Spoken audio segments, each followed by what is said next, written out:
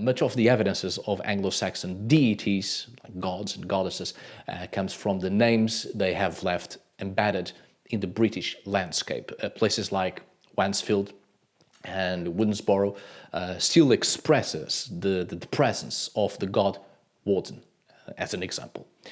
It's nigh impossible to truly reconstruct Anglo-Saxon paganism from the fragments of a few texts and scattered locations around England. Besides, before Christian missionaries, Anglo-Saxon paganism was already a blend of beliefs, a mixture of beliefs, including Christian ones, which made it easy for Christian missionaries to find similarities with their own beliefs and convert everyone back to Christianity once again, so to speak.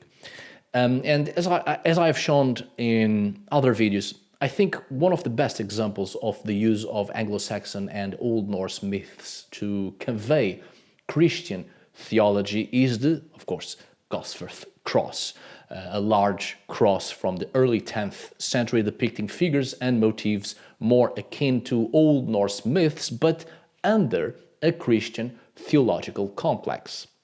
And perhaps not even the use of pagan myths to express Christianity after all, but indeed the very example of Anglo-Saxon sort of paganism, which was already a great syncretism of beliefs since its first emergence in British soil.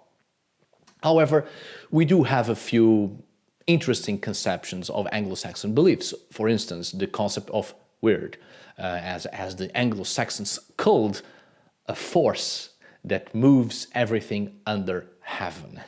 As the poem Beowulf says, Wyrd, or fate, follows ever as it must. There was this idea that there was no use fighting it, Wyrd, or trying to go against it, and it is impossible to separate Wyrd from life itself. Every aspect of destiny is inherent in everything we do.